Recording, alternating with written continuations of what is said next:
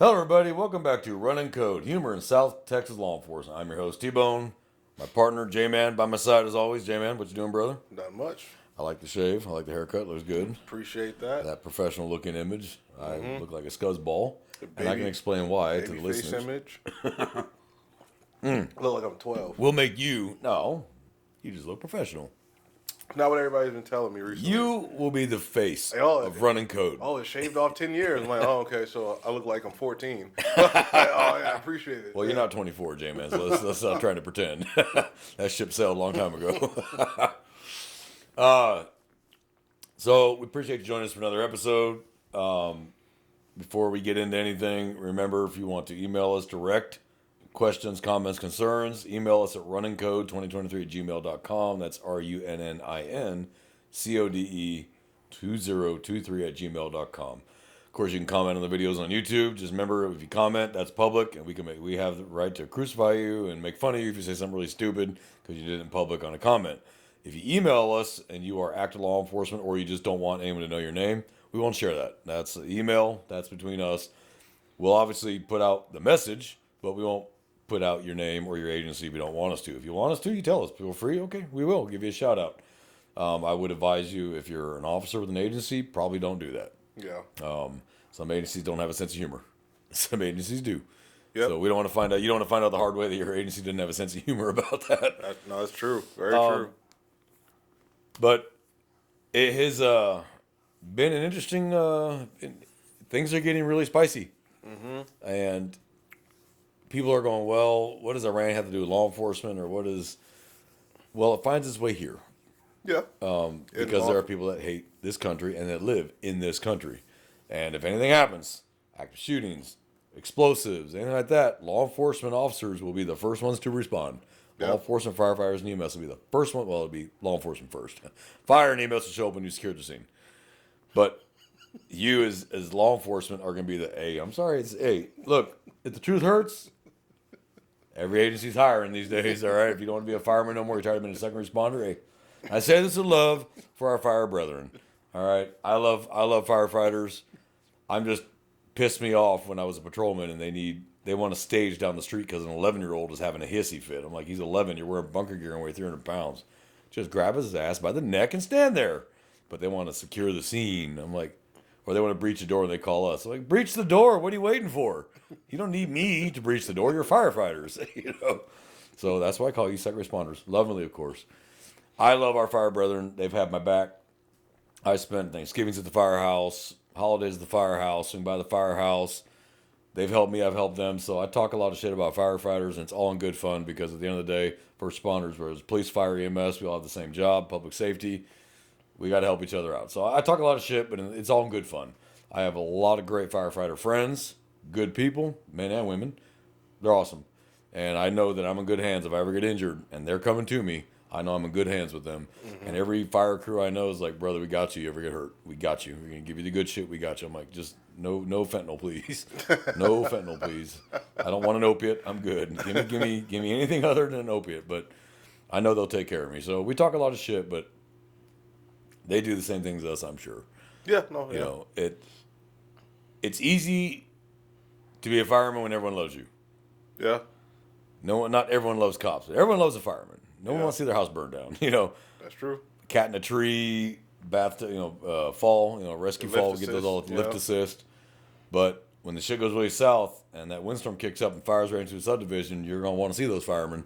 Oh, and yeah. Stop that for your house. But make sure you save the foundation, boys. I've My been favorite something joke. like that before. Huh? Yeah, I've been there when we're like trying to evacuate the damn neighborhoods. 7-8 hour fire. Mm-hmm.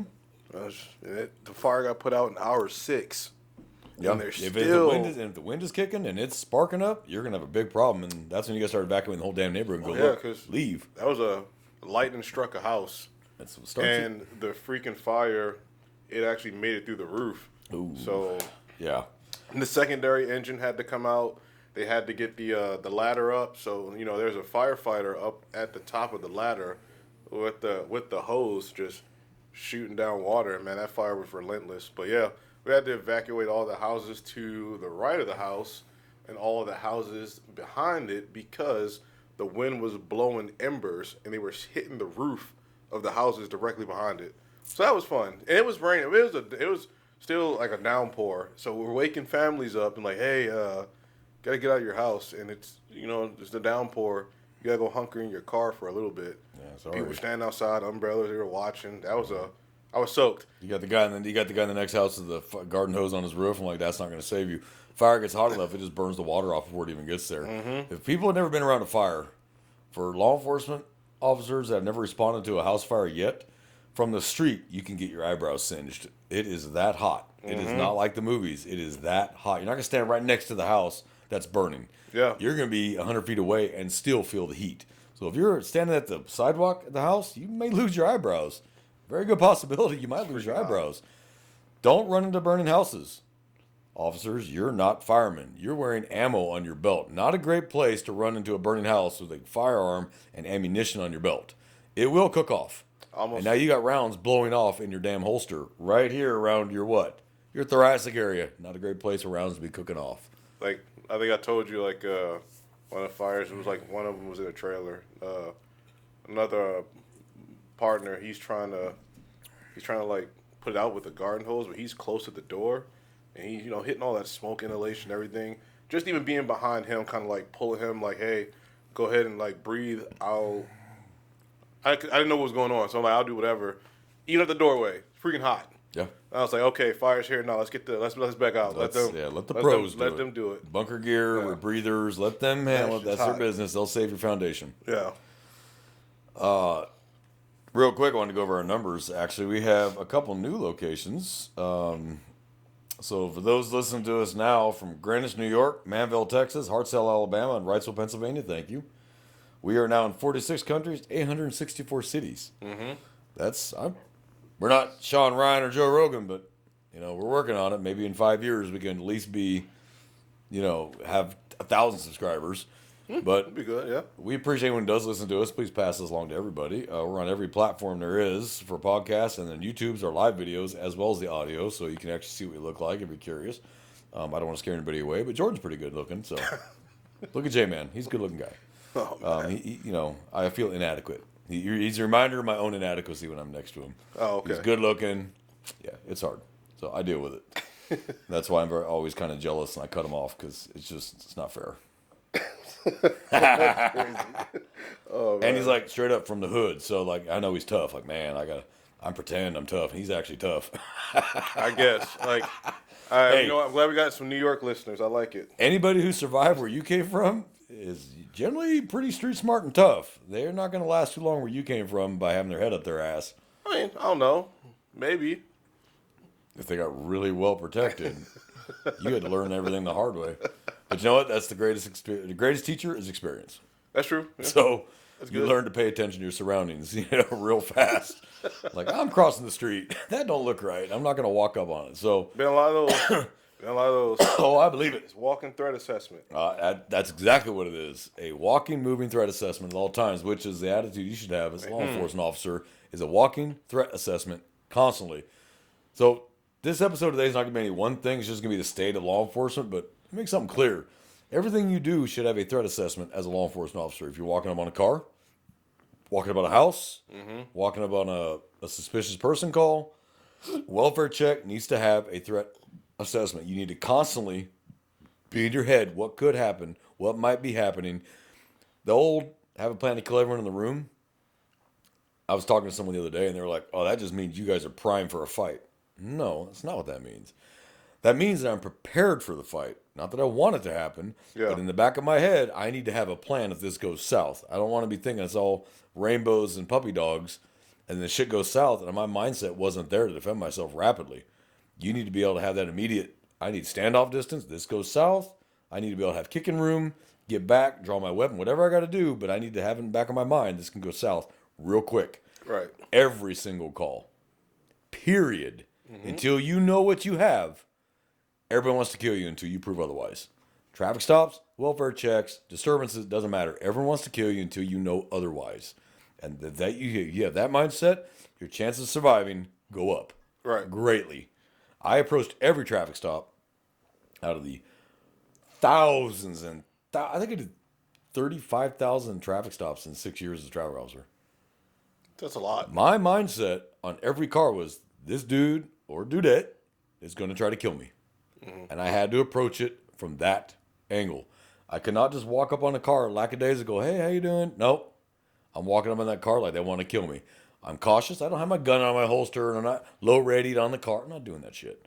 But it's definitely my mind that I need to be ready to back up quick if I have to or engage quickly. Now, if you're law enforcement or if you're prior military or infantry like that, you know to move towards the threat. That's your thought process should be move to the threat, engage the target, and react to it by moving towards it.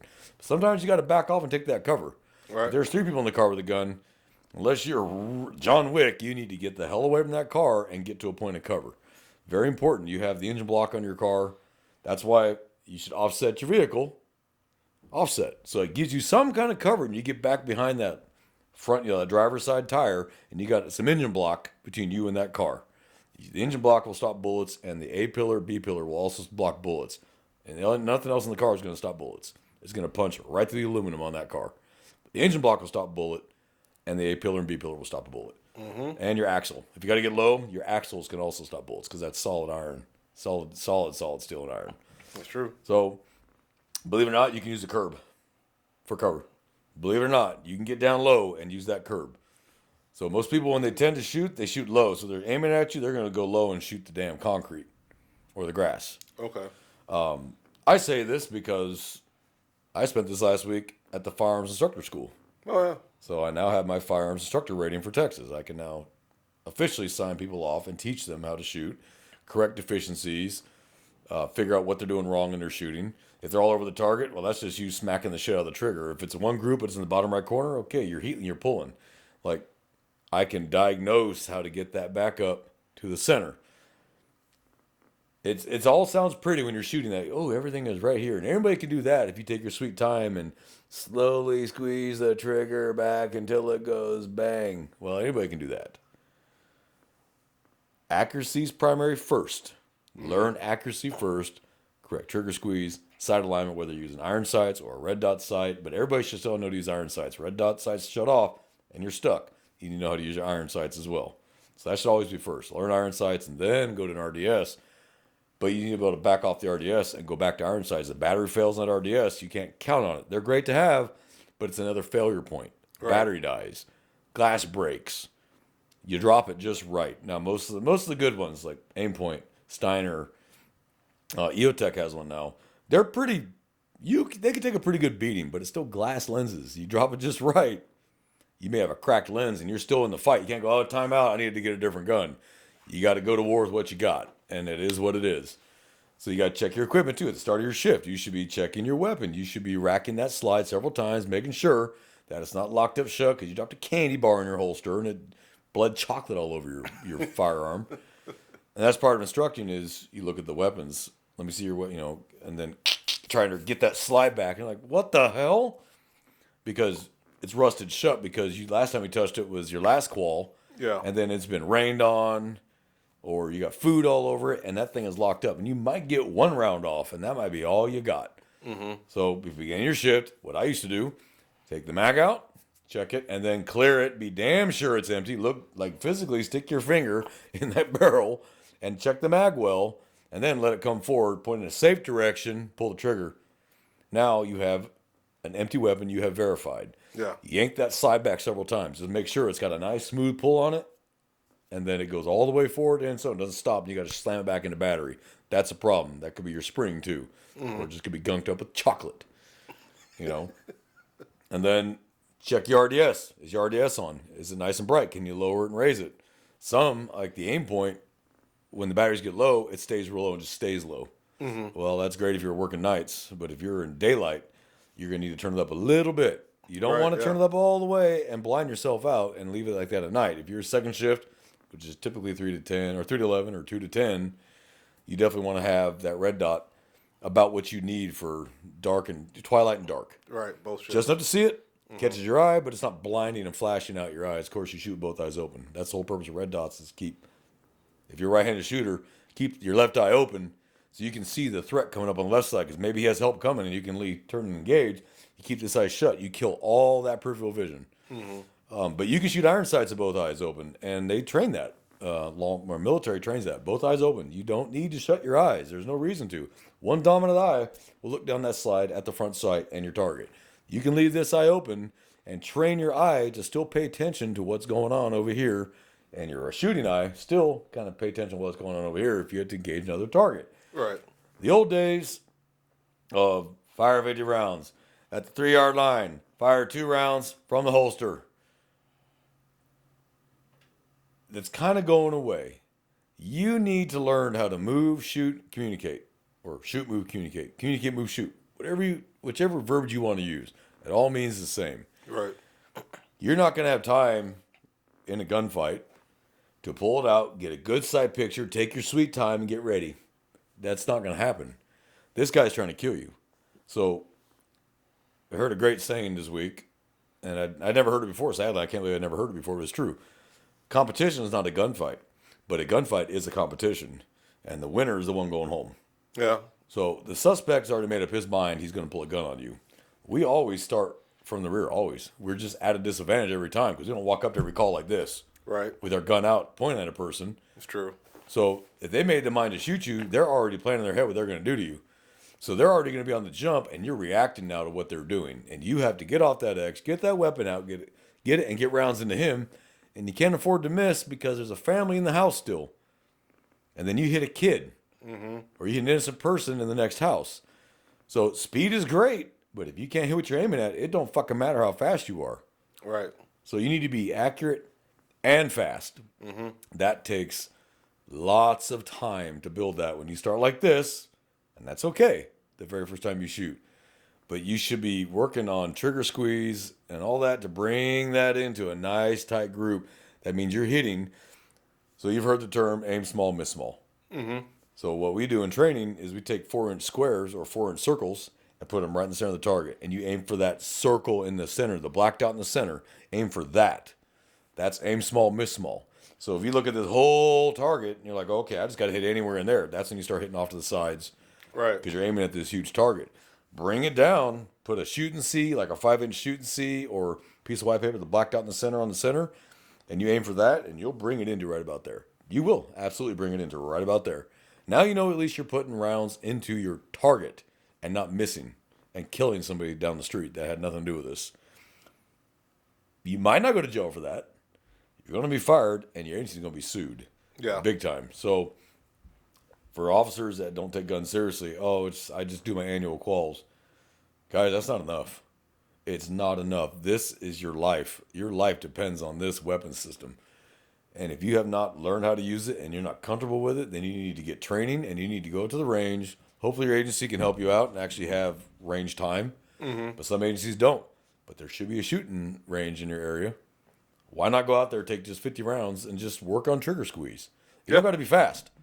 Don't got to be fast. No one's asking you to be fast right off the rip. It's like police cadets. When you start with cadets, what do? We start in the classroom. Right. PowerPoints, the cardinal rules of firearm safety. Make it real clear these are not fucking toys. Don't flag your partner. Don't pull them out of the holster, waving them around. Keep these damn things in the holster until they need to come out or until you're instructed otherwise, so on and so forth. Then you go to the range. And there's going to be a lot of dry firing and a lot of moving before any ammo is ever introduced.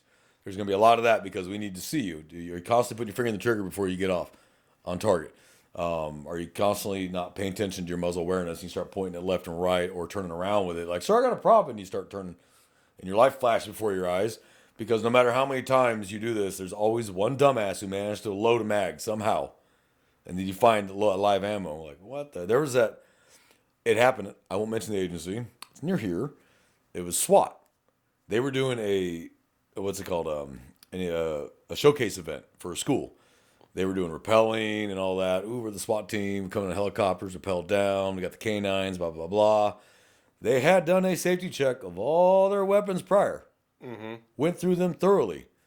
Someone still had ammo and shot another SWAT officer in the ass. That sucks. It's like, what? Like in front of everybody at this school, shot a SWAT officer in the ass. Like Bad Boys 2. Yeah, basically. So it doesn't matter how many times you check, there's always that one person who did not listen. Or, I used to be in the military, I don't need you to tell me how to be safe with a gun. Those are the ones that are the most dangerous. People with less training, like people who never handled a gun, are less dangerous than the ones who, I grew up on guns. I know exactly what I'm doing. I was in the Army 20 years ago. Those are actually more dangerous because they think that they know what they're doing. Now, if you came out of Delta, DevGru, SEALs, Green Berets, you probably do. You did thousands and thousands and thousands of rounds of repetition. But shooting is a perishable skill. But the cardinal rules of firearm safety don't change no matter what you're doing, from brand new shooter to a Delta operator. The cardinal rules of firearm safety don't fucking change. Keep your finger out of the trigger until you're actually ready to shoot. Yeah. I see people stand there all the time with their finger on the trigger.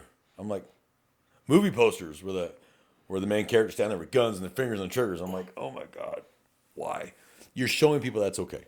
You're showing people that that's all right. It's not. That, everybody I've taught, the first time I see a finger on the trigger, it's going to be a loud ass chewing.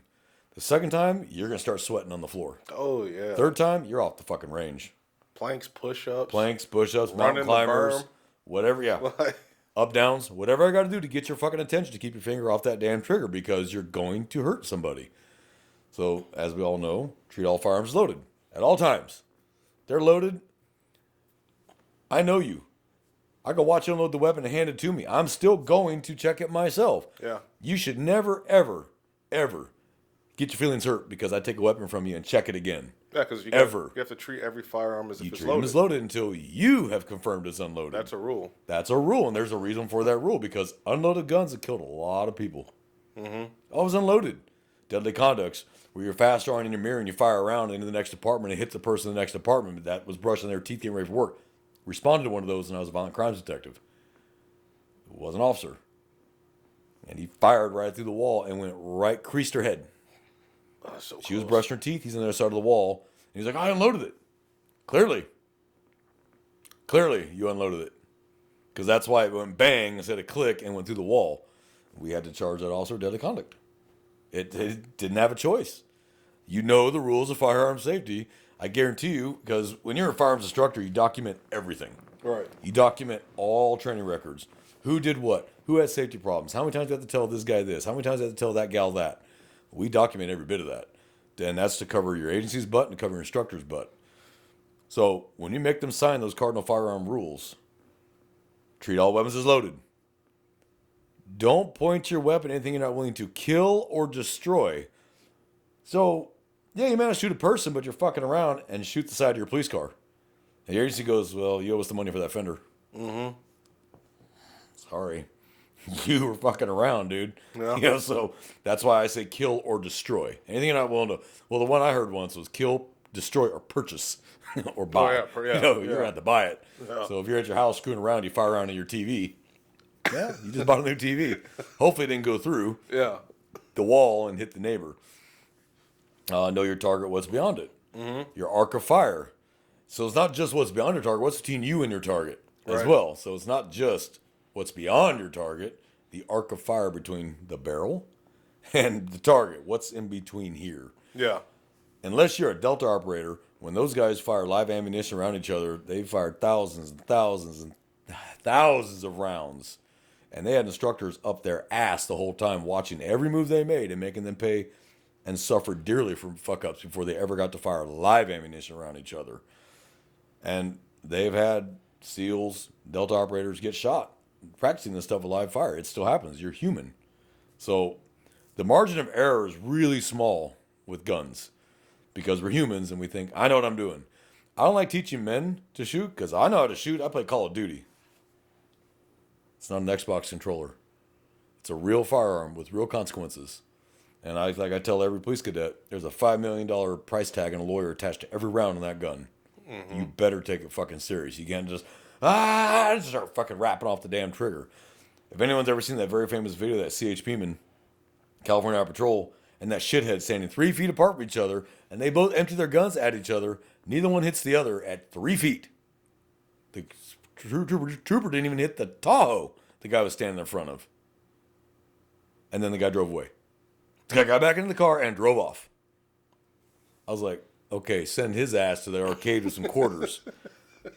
That's fucking embarrassing. He panicked. They both panicked. Luckily, neither one actually got hit. Right. Okay. But I hope we learned. Because you can fire from here at close enough range and get them into the asshole while you're getting it up. But you can fire from here. Nothing says you can't. And we train for that. Yeah. Pull from here, pop, pop, pop, as you're backing up to gain some offset and at least get effective rounds into the center mass. I'm not saying pull it out and put 2 right here in the blink of an eye. You're not Delta, you're not DevGru. Okay, again, thousands and thousands and thousands and hundreds of hours of training. There's a reason they can do that. But I guarantee you, they don't do it for 10 years. They're not going to be able to put both in the same hole 10 years later. It's constant practice. Right. Shooting ranges usually are not that expensive. The expensive part is the ammo. I'll give them that. Ammo is the expensive one. But while we're on that topic, I'm going to tout a website. They don't sponsor us. They don't know us. But I buy all my ammo through them. And I recommend this website and this company to anybody who wants ammunition, freedommunitions.com. Okay. They're a veteran-owned company. Their ammo is amazing. It's priced really well. You got remanufactured and brand new. Remanufactured stuff, I fired thousands of their reman. Never had a problem with it.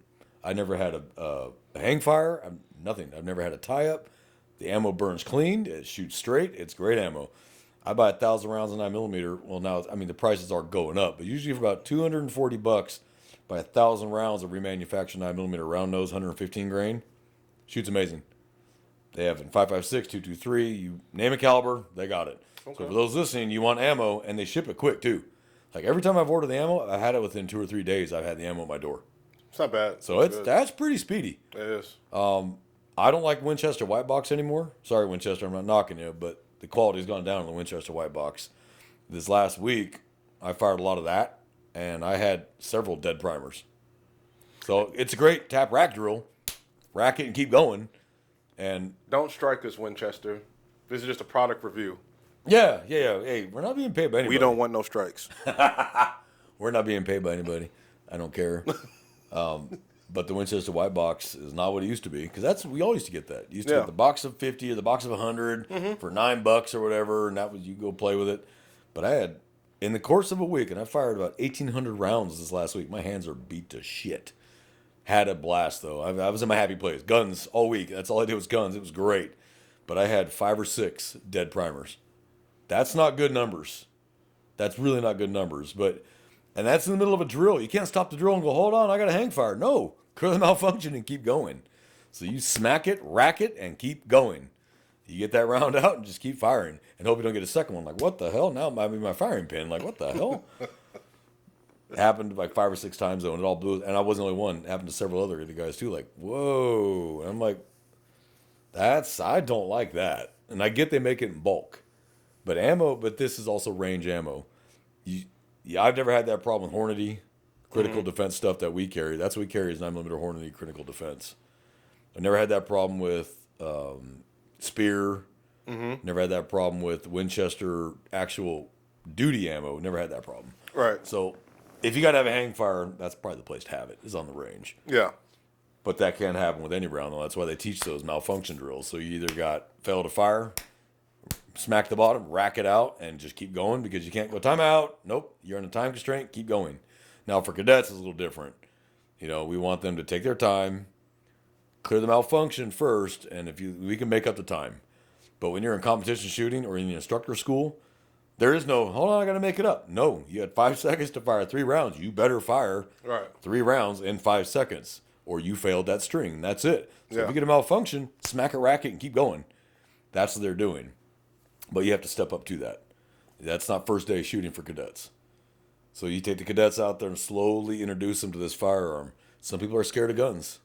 They're just naturally scared of them. They've never been around them. And if you're a really good instructor and you're patient and you show them this gun's not going to bite you, it's not going to turn around and grab your wrist, it's not going to jump out and run around and start shooting everybody. You control this weapon and what it does. You control it. It is under your control. Right. Guns are not the problem. Humans are the problem. When it comes to anything dangerous, people are the problem, not the item. If they banned all guns today and every gun owner disappeared, the murder rate probably wouldn't go down really. They'd find another way to do it. Whether it's a car, a knife, a bat, they'd find another fucking way. They have to make another category. Yeah, they just find it. Yeah, they would find another way. Blunt force trauma, cutting instruments, devices, explosive devices, vehicles. Humans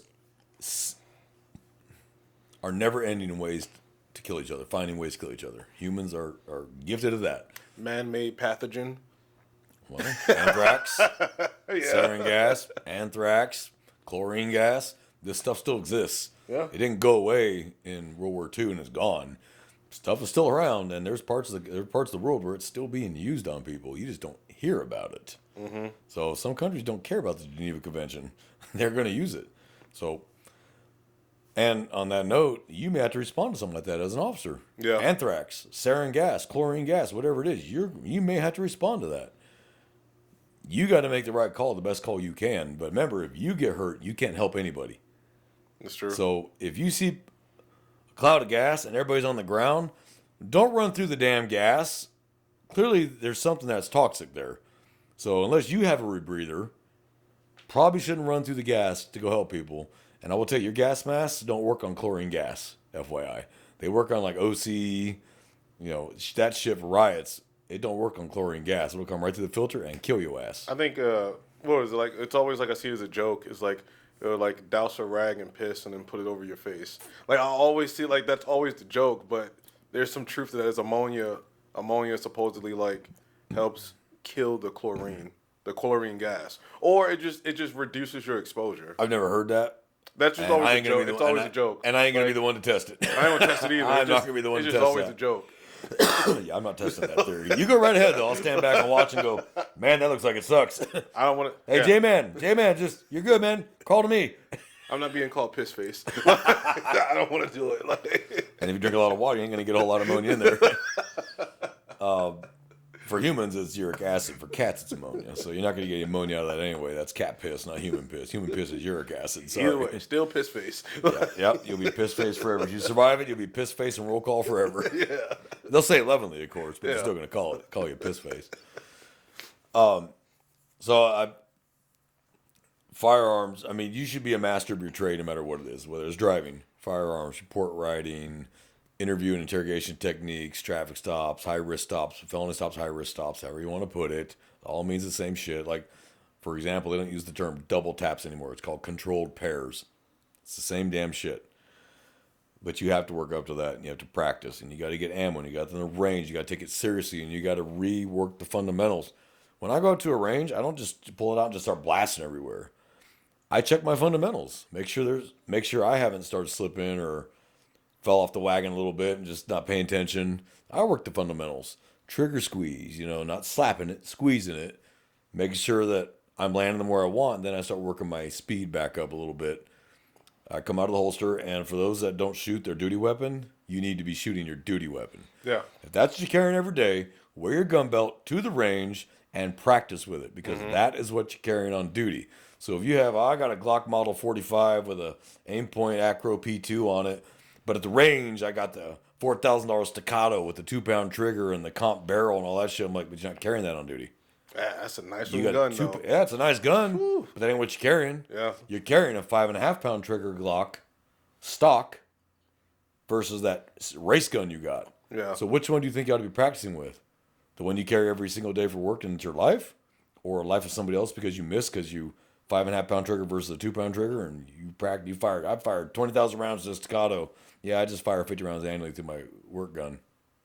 Yeah. What are you carrying? Very good point. What are you carrying? Yeah. I'm not saying don't take the Staccato out and have fun too, but you should be practicing the weapon you carry. If you're a plainclothes or detective and you carry a Glock 43 or 48, practice with that. That's what you're carrying. That's what your life's going to depend on.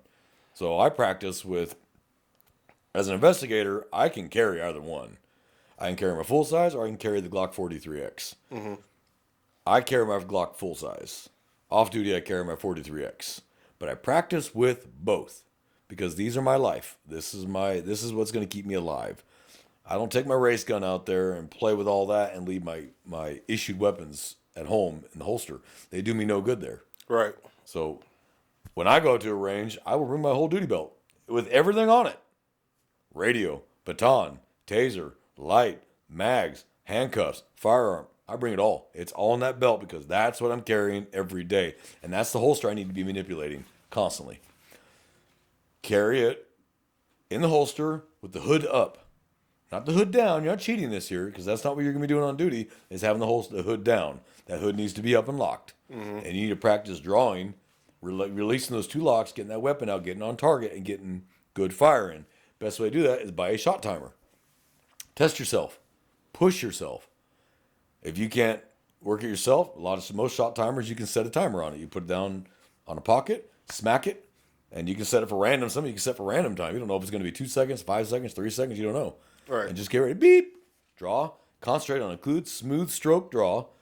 Get your feet should already be set. And pop, pop, pop. Whatever the drill you want to do. Double taps, 2 to the chest, 1 to the head.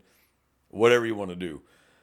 There's some drills that are excellent. Another instructor I work with put together what's called a 5-5-5-5-5 drill, and it was a great drill.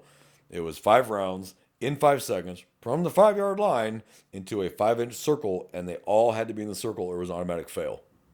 All had to be in the circle. That was a tough drill. First time I did it, I'd love to be able to say I got all 5. No, I got 1 flyer, but I ran the second string and got all 5 right about there in 5 seconds. So it can be done. Yeah. But it teaches you aim small, miss small. Get them in that small area, and you lower your odds greatly of having a flyer that hits somebody.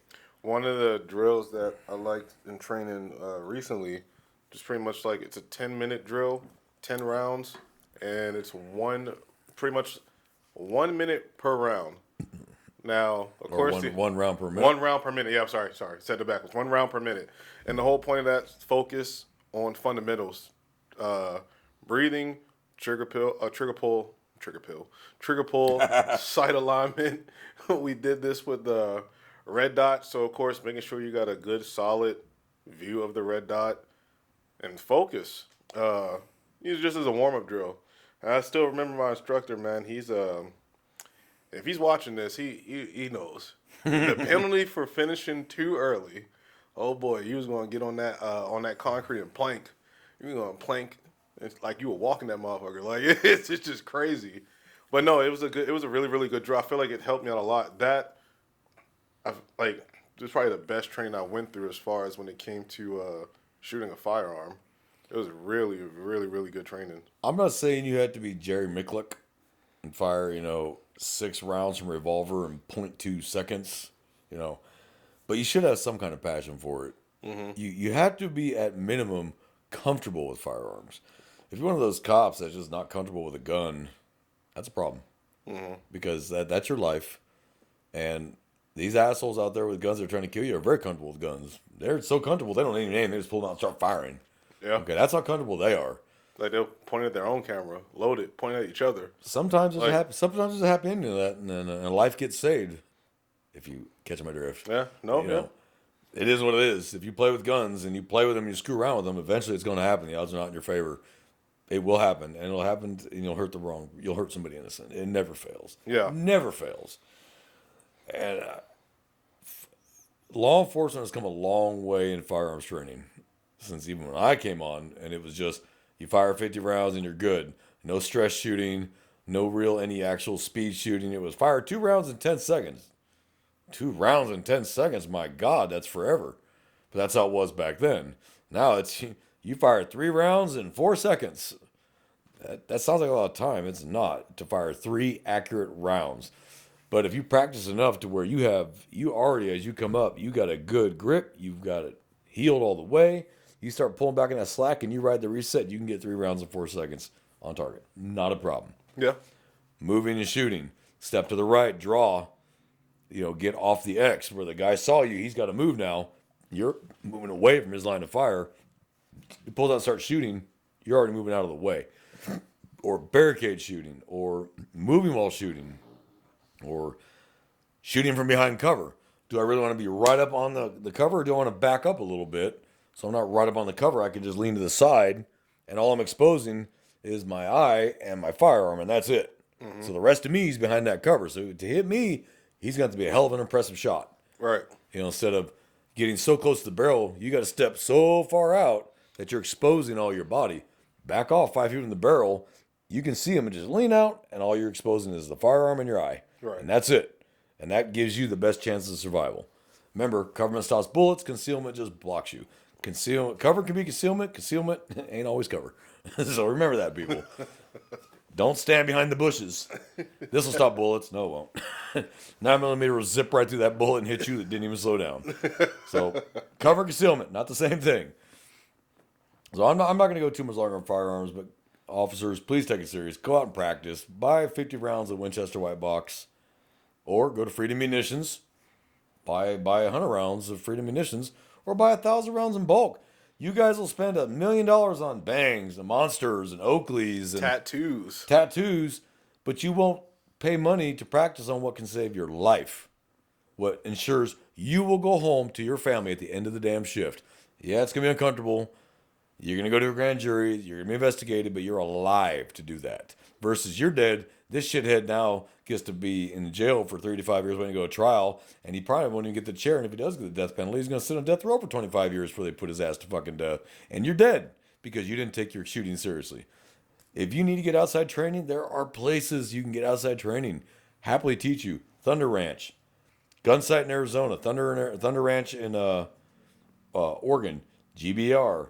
I'm not going to recommend another one. He's a fucking windbag. He's a liar, so I don't want to learn. He's a hell of a shooter, but he's a fucking windbag. I don't want to listen to him. But there's training all over the United States. Mm-hmm. Pay for it. Maybe your agency will actually pay for it. You never know. If you have an agency that really pro training, maybe they'll pay for it. Yeah. And you can go to it. And Gunsight has a really good 3-gun course, pistol, rifle, shotgun. And they start the basics every day. You get there and they ask you, who here is high speed, low drag? Oh, okay, well, we're going to find out. But they teach everybody at the lower level first, at the base level, to make sure everybody's on the same page. Then they start moving into the fun shit. But you can't, unless it's a whole team of Delta operators that show up for training, where the government's paid for it and they're going to get some fun time in, I guarantee you Delta doesn't have to go to Gunsight. They have people they pay to come to them at Fort Bragg. But unless they're all Delta operators, they're going to assume everyone here is a shitty person with a gun. And they're going to work from there. And then when they're comfortable that everybody here is safe, and everybody here can move and shoot, and everybody here takes the cardinal rules of firearms safety seriously, then they'll start moving to the fun stuff.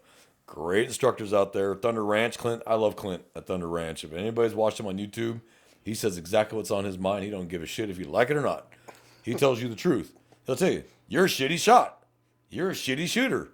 And people are like, oh my God. Well, yeah, he knows what he's talking about. Between Vietnam and being a cop and being on SWAT, he's seen some shit. So he will tell you to your face, you suck. But he's going to try to help you to get to be not sucking. But if you sitting there, I'm a bad motherfucker, and all your shit's inside here at 5 yards, he's going to look at you like you're a fucking moron.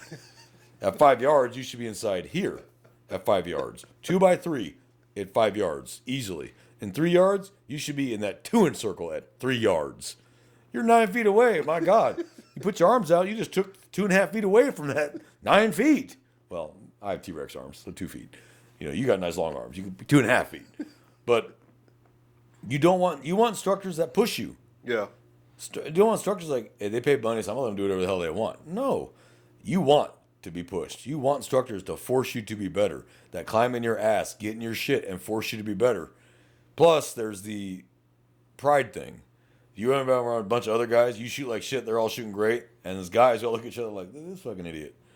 So you really want to pick that up. But you have to learn fundamentals. Delta operators have to learn fundamentals. That is just how it is. You cannot shoot well without basic fundamentals. Speed comes with time. Accuracy is first. Develop your accuracy, your trigger pull, and then start working maybe some speed into it.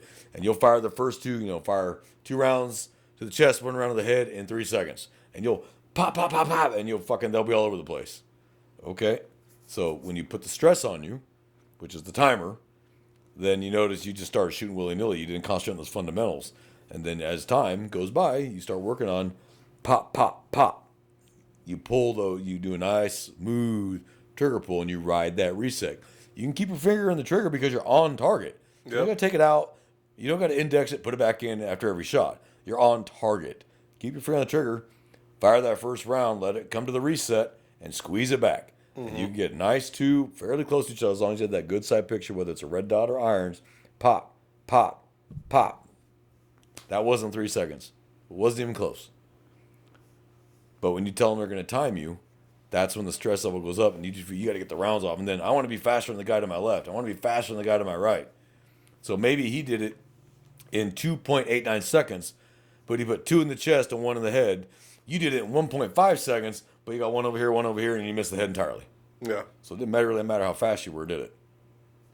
Didn't matter 1 iota. He got his rounds where he needed to go, and you didn't. So speed comes with time. Start with the accuracy and fundamentals. That's all I'm going to foot stomp on that. But guns, you got to have a passion for them because they will save your life. But function check your firearm before you go on shift. Make sure your red dot's on. Make sure it's tight. Make sure it ain't loose, because they do come loose. If you shoot them enough, they'll come loose. That's why you always want to keep a tool that you can tighten the fucker back down. Make sure that it turns up and down, that the light's working, the red dot. Make sure your flashlight, the light on the end of your barrel light is working. Make sure that you can rack the slide freely, let it go, and it goes all the way back into battery. And making sure the gun is empty. Let me say that again for those in the back not listening. Make sure your fucking gun is clear. Do a few trigger squeezes. Fire it, hold it back, rack the slide, let it go to the reset, fire it again. Make sure that the trigger's actually working properly. It's not locking up on you. Right. Which means the spring broke or something in there. And, oh, shit. You're not carrying that day. You immediately call your firearms personnel and go, hey, I got a problem with my gun. Something ain't right. They would rather you tell them that because, I function checked it, than you find out the really hard way into shooting. And they go to get the gun from you. And, because when you get in officer-involved shooting, they take your gun from you. They test your gun. So for those that don't understand how this works, I'm going to give you a little bit of knowledge. Most agencies, at least all the big ones, and even most of the small ones, you cannot modify your weapon without permission from your agency, and it's got to be documented because now it's liability on them. So if you buy, you get issued, let's say your agency issues you a Glock Model 45 MOS 9mm. You decide, well, I don't like that 5.5 pound trigger. I'm going to throw a 2 pound pyramid, trigger on it. I'm going to put a ported barrel on it.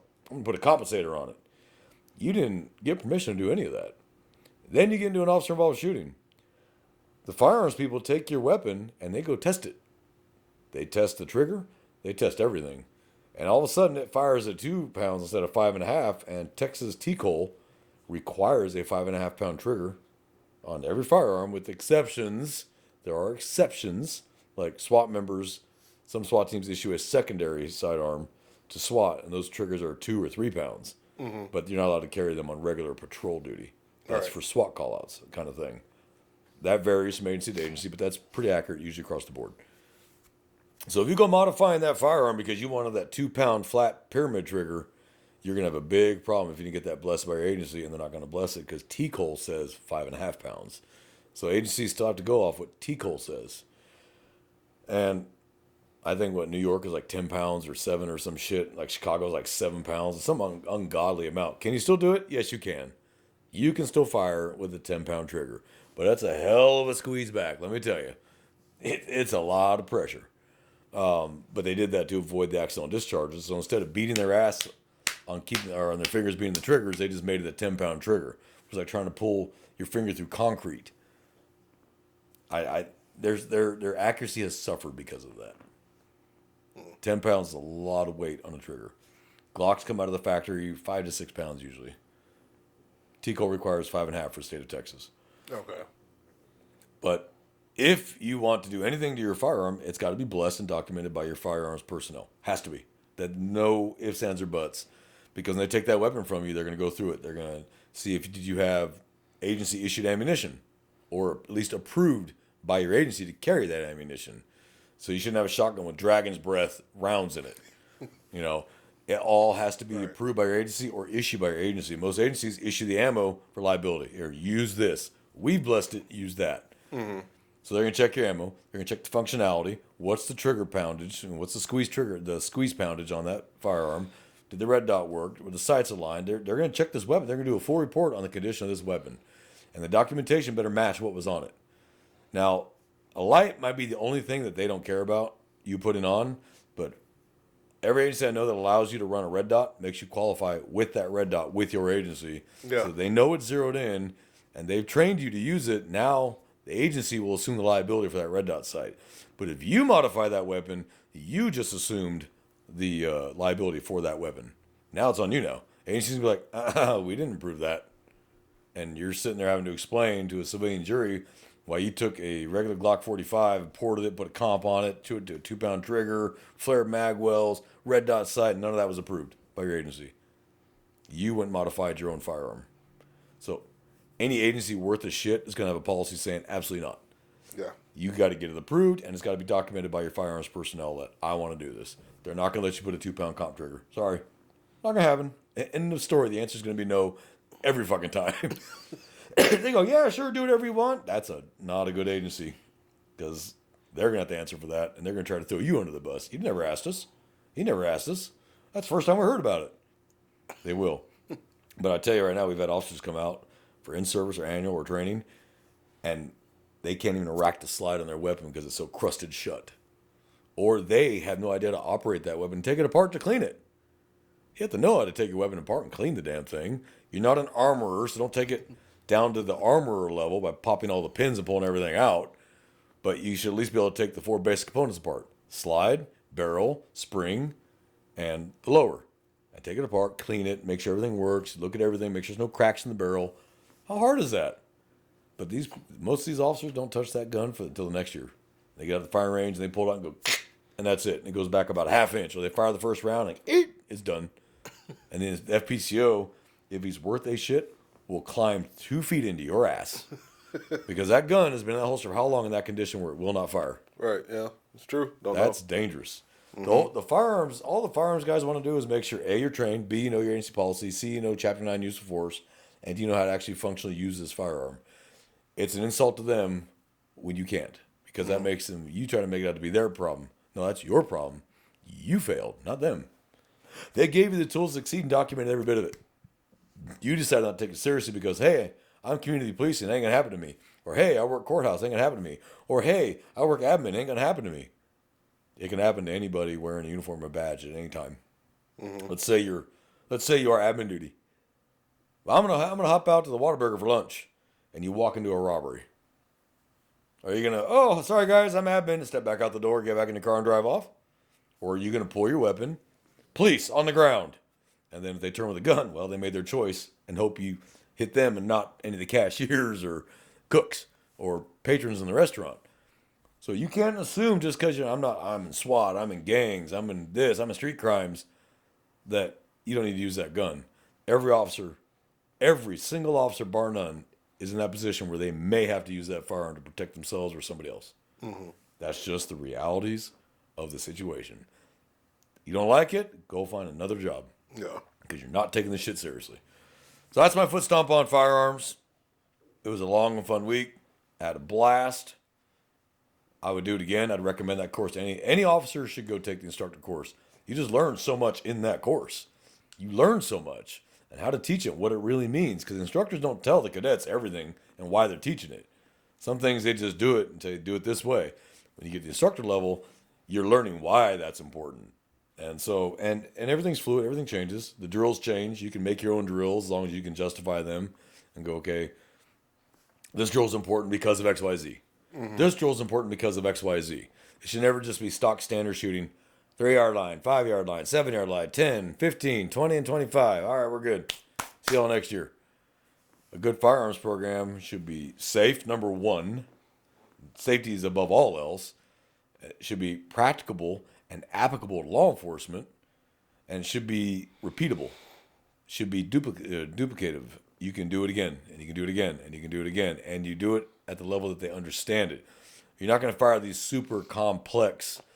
Run to that first barrel, fire 5 rounds. Run to that second barrel, fire 2 rounds to the left, 2 rounds to the right. Mag changes needed. Run to the next barrel, fire 9 rounds. That's not realistic.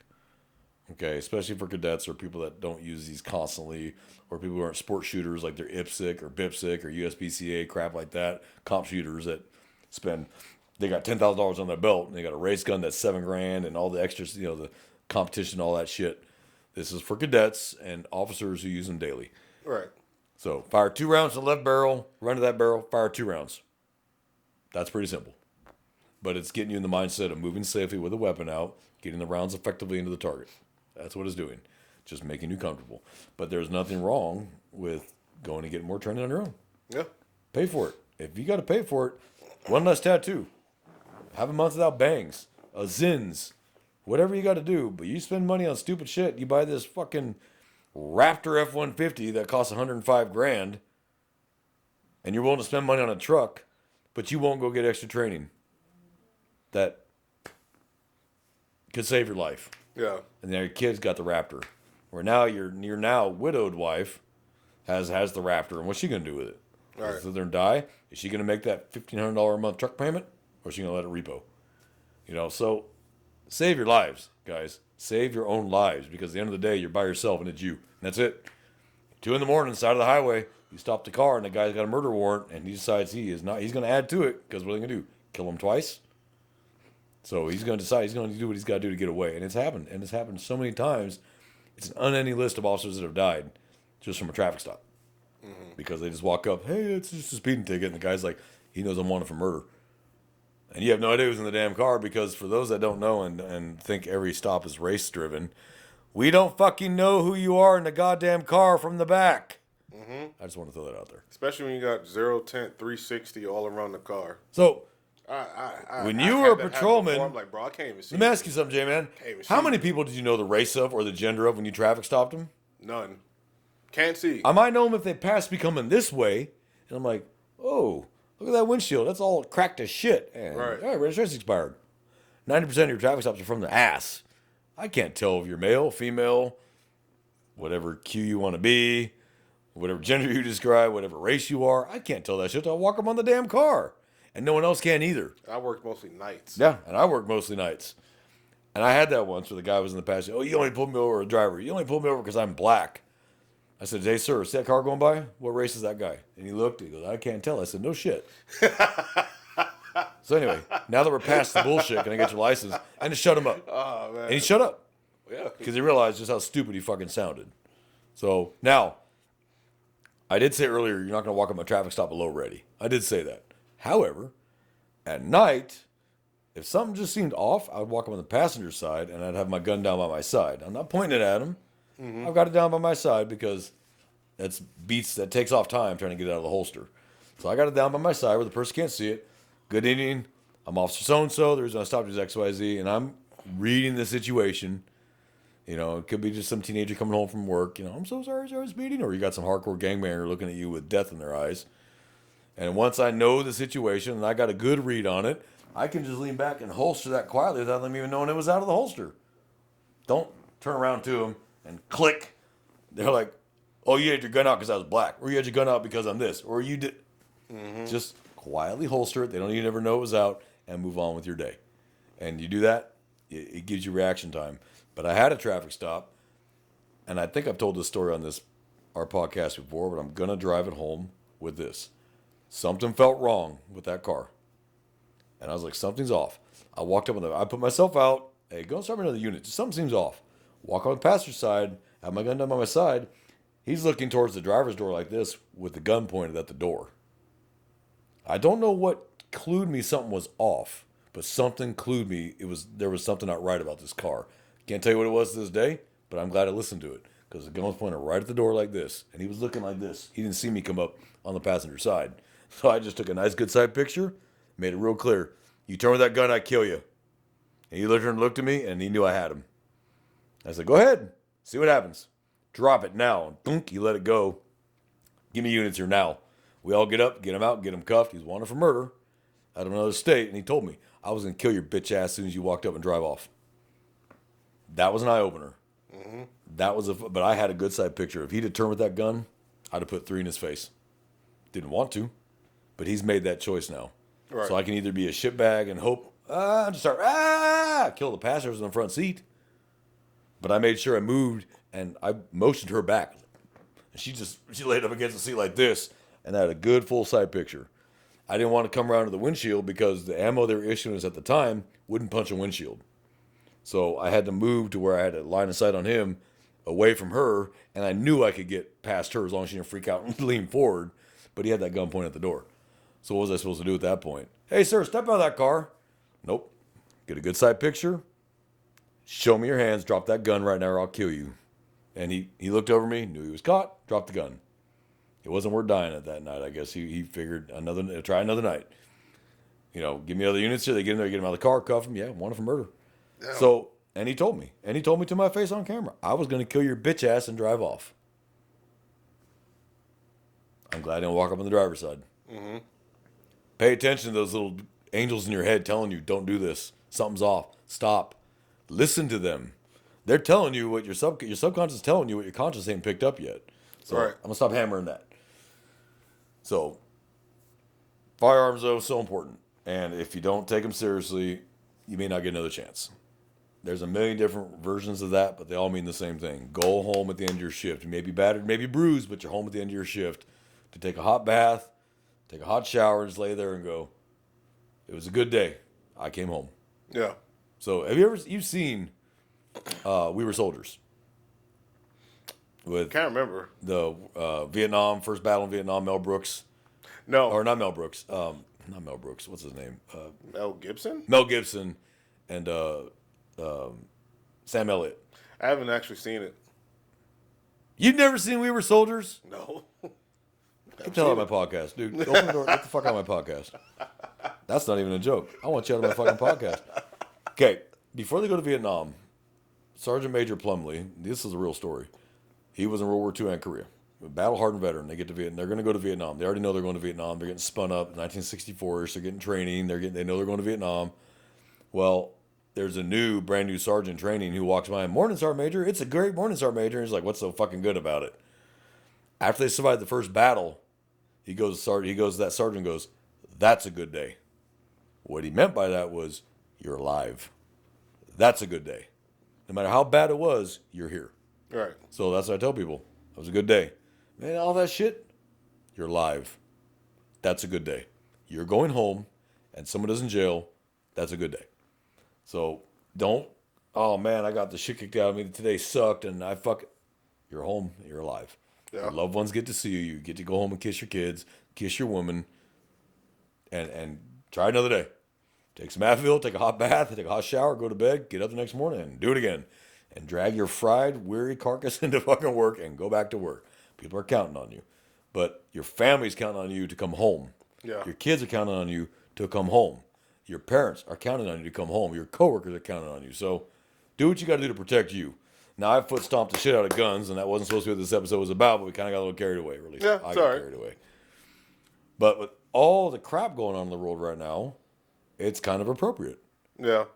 That Austin active shooter, those Austin officers did a fantastic job, and they stopped that fast. Mm-hmm. Could they stop the guy from killing a couple people first? No, because you got to react to the situation, not act to it. So they reacted to what was going on. They made it there quick. Under a minute, it was over, and the guy died on scene. The officers did a great job. None of their rounds hit a secondary person. Fantastic job. 100% that one's going to be used in training as the right way to approach things. Uvalde was the wrong way to approach things, and we're still paying the price for that very shitty response. And those horrible officers did a shit job. Austin officers, totally opposite, did a great job. Ran to the threat, engaged the threat, and then started rendering aid to everybody. Horrible video to watch, that woman doing CPR on a loved one. That's hard to watch. But they're like, well, how come they didn't stop it beforehand? Doesn't quite work that way. Not Minority Report. Yeah, we don't do pre-crime. Okay, we can't look at somebody and go, oh, they're Muslim. Automatically, they're a terrorist. Yeah. That's not how that works. Nope. And they wouldn't want it that way anyway. And you wouldn't, and exactly right. You would not want it that way anyway. I'm pretty sure there's people Being who free- ask that question, stupid question. Remember what I said in the last episode? Oh, yeah. Being free comes at a cost. Yeah. This is the cost. An armed society is a polite one. Now, you can't carry guns in bars in Texas unless you were a law enforcement officer, and that's it. Mm-hmm. No one else can carry a gun in a bar. And I'm not advocating carrying guns in bars because alcohol and firearms, never a great mix. Never, ever a great mix. Even if you don't mean anything wrong by it, you're drunk trying to pull it, and you're trying to get a good sight picture, you fire, and you miss, and you hit the gal down the bar, trying to hit the guy that was trying to kill you, you're liable for that bullet. You may get a manslaughter charge. Mm-hmm. So, yeah, you weren't trying to kill her, but she's still dead, and there's got to be a price paid for that. So, honestly, I don't go out where there's crowds. I just don't. I stay away from crowds. I avoid crowds. I don't go to parties. I don't go to bars. I don't go to clubs. Why? Too much shit happens there, and I don't have to talk to my sergeant that night or the next morning going, yeah, I shouldn't have been there. A big bar fight. I was involved. I don't want all that. So for officers that are new, because older officers, you ain't going to have this problem. Older officers don't go advertising that they're cops. They've learned a long time ago, keep your fucking mouth shut about that. Take all the stickers off your car, Mullen Lobby, fucking blue line flags. Take all that shit off your fucking car. Don't wear blue line sunglasses, Oakley's of the blue line, or I hunt what you fear, and all that horse shit. All you're doing is advertising that you're a cop with a gun. You're automatically a target, automatically by someone who just hates cops that day because they had a bad day, they just got out of jail, their brother got arrested, whatever the hell it is, and there you are with your wife and kids, wearing your 511s and your blue line t-shirt, and honey, don't tell people I'm a cop, it's dangerous. But there you are practically looking like a fucking cop. Okay? I see rookies do it all the time. They have the stickers or badges on their car, and they got 511s, and Oakley was the 511, or the blue line, and all that. I'm like, you're an idiot. And then half of them aren't carrying. Oh, it's uncomfortable off duty. You're a fucking tool. Then you got the other guy, though, goes way too far. He's got 2 off-duty carries and 5 mags in the front. He's got 3 knives on him. I'm like, good Lord, dude. You look like you're trying to find trouble. That's how it will be. That's how it'll be presented by the lawyer on the other side. You were looking for trouble. You wanted trouble. Me, you can never tell I'm a cop off duty. I have a carry that you can't see it. You ain't gonna know it's there until you need to see it's there. And if I'm pulling it out, it's something bad happened. I'm not just showing it for giggles. Right. That's it. I don't look like a cop. I don't dress like one. I don't have any stickers on my car. I keep my gun hidden and away. And everybody that knows me, we don't talk about what I do around people we don't know. Don't go to the party and go, oh yeah, he's a cop. Shut the fuck up. There's 2 occupations, for the most part, that you are identified by what you do. Cop, doctor. Firefighters will just tell you they're a firefighter. You don't got to ask. They'll just tell you they're a fireman. Okay, because everyone loves a fireman. They're not worried about someone trying to break their skull because they're a fireman. But a cop, it is an actual valid worry to be off duty and have your wife and kids or girlfriend and kids or just girlfriend or whatever, and some asshole remembers you or has a grudge against cops and goes, that dude's a cop for sure. The 511s, the fucking, the Bates boots and the blue line shirt. Oh, fuck him. He may not have a gun on him today too and he's off duty. Mm-hmm. Don't look like a cop off duty. That's not who you are. Just, I tell cadets all the time. You're a cop, but that's not who you are. That is your profession. Off duty, be a civilian. Yeah. I'm not saying don't get involved if you have to, because sometimes shit happens. You ain't got no choice, because by law, you are required to take action. But get your family out of the way first, do what you got to do, and then handle business. But if it's a misdemeanor nonviolent, let it go.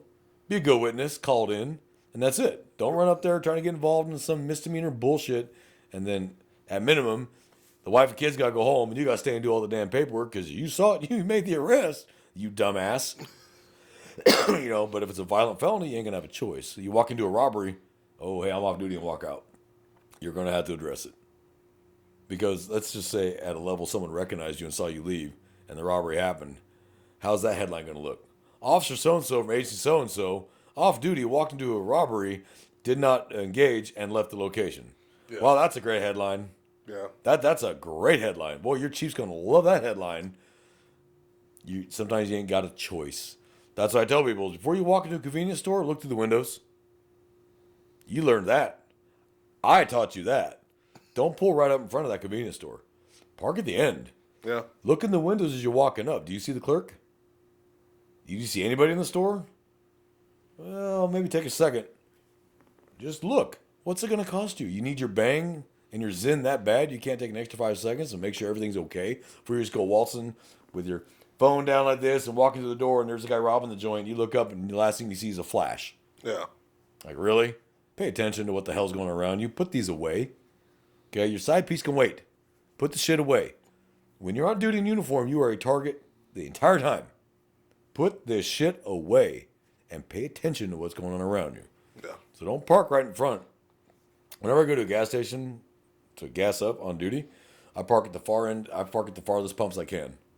That way I can see the store and I can see in and out. But I'm not parked directly in front of where they saw the car pulling, look, and there's a police car. And, oh, shit, now it's a hostage situation. Oh, yeah, yeah. Let it breathe. And you go to walk in, I don't walk right to the doors. I walk to the front and then cut left or right. And then just kind of look in the doors, just kind of see what I got before I just go waltzing in there.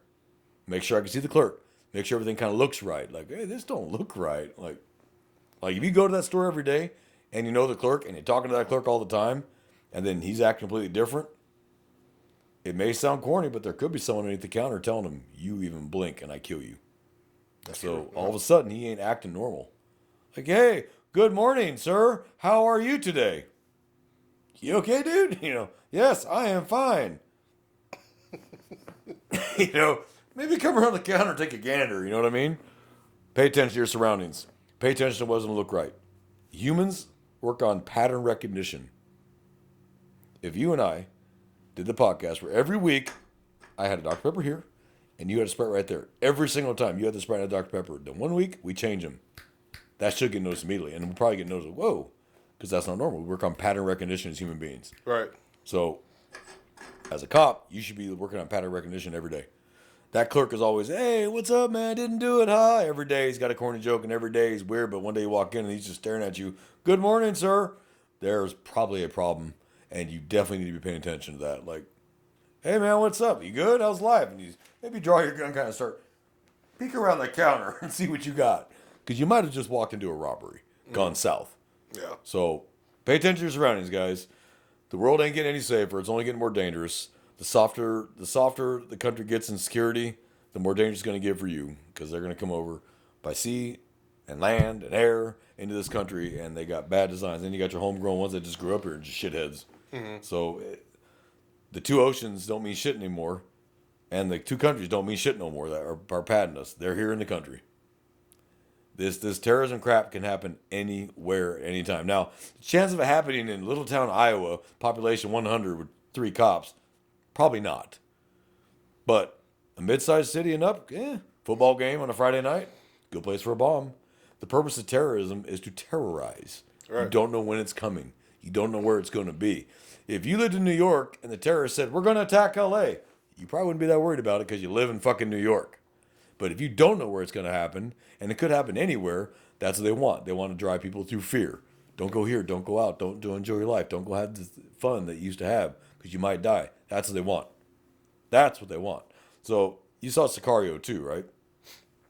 No. You never. We Were Soldiers, Sicario 2. My goodness. Oh. Okay, well, but they're in the beginning of Sicario 2. 3 Middle Eastern terrorists came over the southern border illegally and went into a supermarket with suicide vests on. It was just a random supermarket and blew it up. That is very plausible, incredibly plausible that can happen. Like, in fact, it's probable it's going to happen. It's not a if, it's when is that going to happen? It's going to happen. And you, as the first responders, are going to be the first ones to deal with the carnage when you get there. Yeah. Another tip to remember is terrorists like to set secondaries. So, ever seen the movie The Kingdom? No. I'm sorry. Man, the point of The Kingdom was they set out the first bomb at the embassy to suck everybody in. And then when everybody got there, set off the really big fucker Okay. to get the draw in first responders. So, it's, your secondary and your primary. Okay. So you need to be cognizant of that too. When you get a call, "Hey, a bomb's just gone off at this supermarket or whatever," and you're rushing to the scene, you need to be thinking there could be a secondary weapon. There could be a secondary explosive in the area. I'm not saying to do your job, just put it in the back of your mind, like, Right. I need to be cognizant of that. So just FYI. Okay. So you need to see The Kingdom, Sicario 2, I got and three, We Were yeah. Soldiers. Homework. That's 3. That's homework. That's homework. For next week's podcast, we're going to quiz J-Man on those 3 movies. Character names, locations, and plots. So everybody be ready next week and send in your questions that you want me to ask him about those 3 movies. Oh, man. Might want to watch them. You're going to have 7 days. 7 days. 7 days to watch 3 movies. Send in really good questions, guys. What is Matt's last name in Sicario? Ooh, that's a good one. It says it like 4 times each movie. But the point of Sicario 2 was that terrorists are coming across the southern border. Okay. That is happening right now as we speak. It is happening. Border Patrol, they're keeping it quiet because they don't want Border Patrol advertising this shit. But they're catching Middle Eastern people of Middle Eastern heritage coming across the border that are on the terrorist watch list or have been picked up previously and put in Guantanamo during the war and then released. Now trying to get back into the U.S. Yeah, we don't want you here. Sorry. My bad, but you're not coming. Yeah. Don't call me a racist. Call me a realist with security. The security of my country comes before your fucking feelings. Okay, you want to come here, do it right. Apply, run a background check. Ant flagged. Sorry, have a nice day. Sorry, you tried, man. Try Western Europe, man. They're taking everybody these days, and they're paying for it too. They're paying for it in Western Europe. Sexual assault rate's gone through the roof. Homicide rate, assault rate has gone through the ceiling, and it's Middle Eastern driven because they're trying to bring Sharia law to Western Europe. So if you're not a Muslim, you're fair game under Islam. You're fair game. Now, is that every Muslim? No, you're going to have your radicals in every religion. We got radical Catholics, radical Christians, radical Baptists, radical Mormons. You have radicals in every walk of life. But there's only seems to be like one religion kind of willing to blow themselves up to get your ass. Christians generally don't strap a suicide vest to themselves to get you. We don't believe suicide is okay. Whereas Muslims, that's an express ticket to paradise. So when people are like, how come no one says anything about nuns being covered up? Well, nuns don't randomly explode. It's called realism. I'm sorry if that hurts your feelings, but that's real. That's realistic threat assessment. I don't care if they like it or not.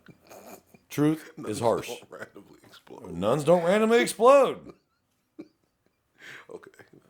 I just Never seen a nun randomly explode, but I've seen a few Middle Easterners do it in the multiple combat tours in the Middle East I had. I've seen quite a few blow up. Yes, you have. So I do tend to take that a little more Yes, seriously. you have. It's a possibility. So I walk into a store and there's a nun standing there, and there's a Middle Eastern gentleman with a bulky vest going, Allah Akbar, which one do you think I'm going to put the bullet in? Not the fucking nun. I'm going off historical accuracy, historical statistics. I'm sorry they don't like those, but those are fact. And it is what it is.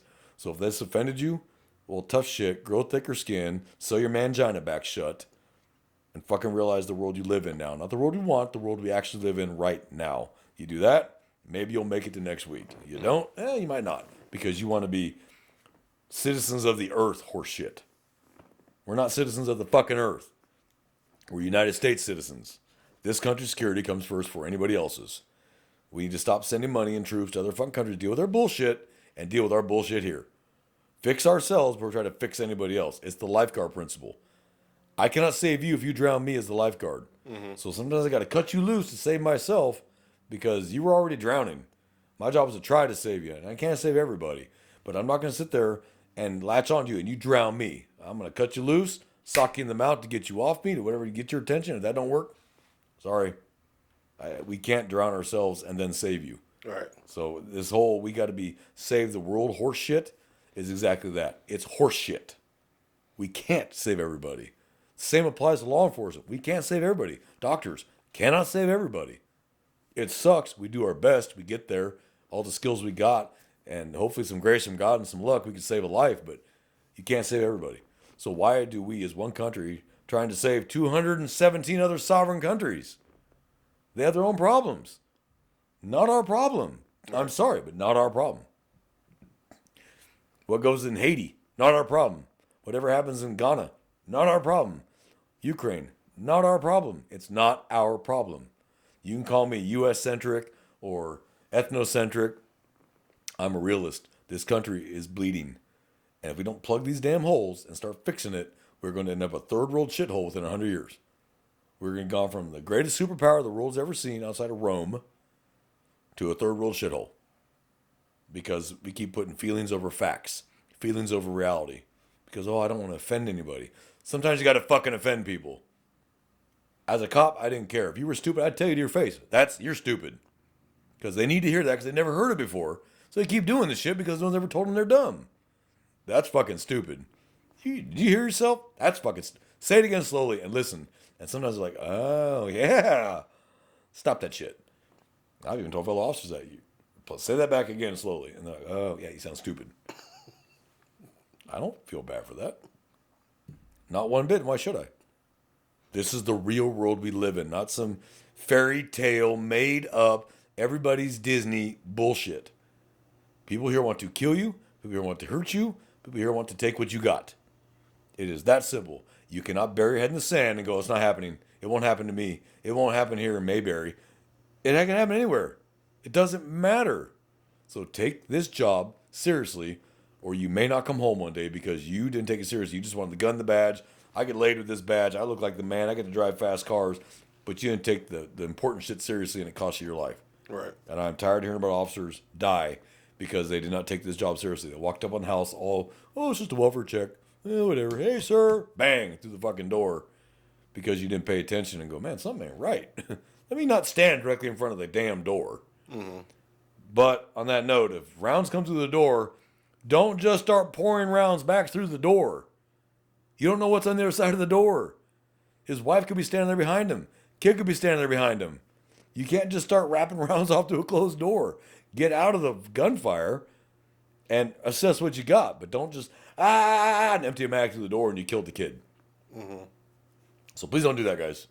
If you can't see it, you don't shoot at it. This isn't combat where you know the enemy is on the other side and you're on this side and anybody over there is an enemy and who gives a fuck. This isn't that. This is urban law enforcement. Don't do that. Yeah. Please don't do that. Oh. Wow, I kind of let it fly today. I mean, it's good. Let it fly sometimes, yeah. I want some comments and emails, people. I want some comments and emails. I went too far, didn't go far enough. You like it, you don't like it. I'm a racist, I'm this, I'm that. I don't give a fuck what you call me. I know what I am. He knows what I am. He makes fun of me for not watching these movies. I'll make fun of you for that. Did you see Sicario 1? No. Oh my God. I didn't even see the first one. So you need to see 1, 2. We Were Soldiers. And then what was the fourth one I said? I didn't even see it, so I don't remember. I just said it was 4. Well, Sicario 1. First Sicario it was 3, 2. and then you added Yes, Sicario 1. So Sicario 1, Sicario 2, We Were Soldiers. Oh hell. You'll remember it, and then I'll go watch it. I'll go watch the 4 movies. You'll like Sicario. They did a phenomenal job in both those movies. They did a phenomenal job. I hear they were and really it is good realistic movies. as hell. I heard they were really good This movies. shit happens. People who think that's just movie made up magic. No, it happens. Well, some of it is like Steven Seagal. No, actually, really not. It's really not. It's actually pretty realistic in terms of how we handle business. Oh, okay. And people think the government doesn't do shit like that. Oh yeah, 100%. We do shit like that. This is why these idiots that want everything should be declassified. No. What we do is for the security of this country. We can't just tell the world why and how we do everything we do. That is what's called dumb. Okay, that's how you have security. We don't need to be. You don't tell your enemy what you're doing before you do it. You just do it. That's how you win. So, listeners, we appreciate you joining us this week. It is only getting more dangerous. The world is just going to shit. The America is supposed to be the shining example of good order, ethics, morality. But that starts at the lowest level to an individual all the way to a country as a whole. And as police officers, sheriff's deputies, state troopers, federal law enforcement, it's our job to be that example. And it's our job to do the things the right way, make good ethical, moral, and legal decisions. That's how we stay on top. We don't want to lose that upper hand that we were, and now we're not, because we can't make good moral, ethical, legal decisions any longer. Take care of yourselves. Mm-hmm. Take care of each other. Go get more training. Go learn these things that save your damn life. Take any kind of fucking training. Just train. Training didn't stop when you graduated the academy. Keep going. Yeah. Keep going. I have 13,000 training hours. I want to be the master of my trade. I want to learn my job. And if I got to go get training here and pay for it on my own, I've had to do that. But it was good, valuable training that only made me better. And then when special assignment time came around, I got the special assignment because I actually went to the training 6 months prior, not knowing that was coming. I just got lucky. Hey, who's training this? I am. You lucky bastard, you're going to go work at the Secret Service for a week. Oh, shit. Oh, wow. Fuck yeah. Oh, wow. Wear a suit and tie, working with the Secret Service because I just went and paid for a training that I was like, hey, it's here. I'm going to take it. Screw it. And 6 months later, I'm the only one that actually goes and has a blast Secret Service for a week. There you go, yeah. So there's no such thing as stupid training. Training is training. I mean, get decent training. Do your research, make sure it's an actual accredited company that trains and knows what the hell they're talking about. Don't just underwater basket weaving probably won't help you in law enforcement, but anything, firearms, investigations, interview and interrogation, driving, defensive tactics, all good stuff and applicable to every police officer. You can do interview and interrogation if you're not a detective. A traffic stop is a roadside interview. A welfare check is an interview. Yeah, When you're questioning a suspect or questioning a victim, that's an interview. it is. So why not learn how to do it correctly? Learn the legal limits of what you can ask and what you can't. Rodriguez versus New York, Miranda. Learn that. Learn that shit. Use of force, Connor versus Tennessee, Graham versus Connor. You learn that shit. Very important. So, Jim, anything to add? Only just everybody be safe out there. Absolutely. Like especially with recent events, that chief who jumped the barricade for the guy who threw the IED. Hell yeah. You notice that picture looks like it was taken in the 60s? Yeah, It looks like it was taken 50, 60 years ago. No. But there's that chief jumping. Man, that was impressive. like NYPD has they deal with a whole lot, especially like and I'm not gonna like really get into their politics. Just don't live there. Just your officers, keep your head up, keep your heads on a swivel. Even to the students at ODU, Old Dominion, Yeah. We good didn't really get a job. chance to talk about that, but good the- job. I know that's traumatic. No college student is trying to expect they got to deal with finals and stuff, and you got some. And I guess he was a former National Guard or something like He that. was from Sierra Leone originally, and then he went to the Trying to military. reach out to and he got ISIS. kicked out of the military because he was trying to join reach out to ISIS. No one, no student should have to worry about that on a college campus. Yep. You know what I'm saying? This isn't Islamophobia or nothing like that. That's the facts of the thing. Yeah. You can't ignore it. Yeah, the They're facts, just the facts are the facts. everybody just Yep. just keep your head on a swivel and just when it's time to react, take a action, even if it's to hide your protect your family by getting away from the area because you can't do anything. Fine, just if you see something, let's notify somebody. Take Tell action, something. do something. Yeah. See something, say something, do something. something, say It's something. like infantry tactics. Go forward, go left, go right, make a decision. Yeah. Don't stand there in shock. Yeah. Go forward, left, or right, or even tactical withdrawal to a safer place, but make a damn decision. J-Man's absolutely right. Absolutely right. It's a dangerous ass world out there, and it's only getting more dangerous. The war is coming here.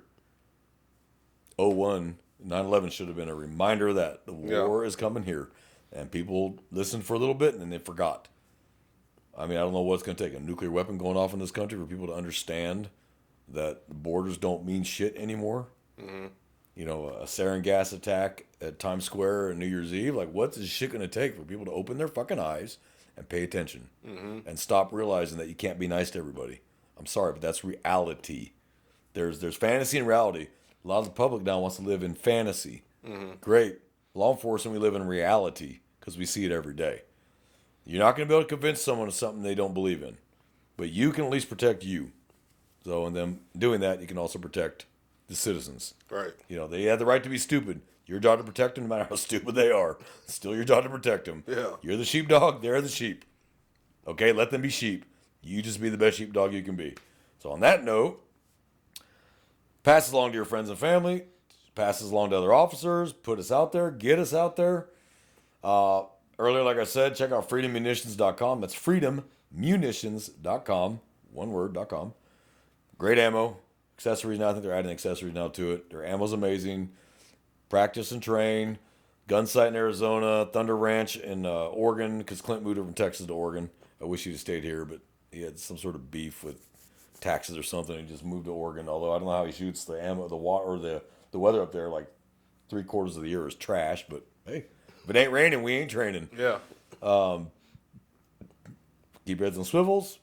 Email us at runningcode2023@gmail.com. That's RUNNINCODE2023@gmail.com. And or leave a message on YouTube and comments, and we'll respond to those. We appreciate everybody watching, and we hope that we help at least one person gets what we're saying and saves their life. I take that as a win all day long, and I'm happy. Mm-hmm. Hey, we did our job. Someone's going to go home because of what we gave them. True, yeah. That's all I want. Everyone to go home at the end of their shift. Whether it's 8 or 12 hours, you went home. So, J-Man, do you have anything else to add? Nope, that's it. Well, from J-Man and I here in South Texas are running code. Y'all have a great week. Be safe, and we're out here. Yep.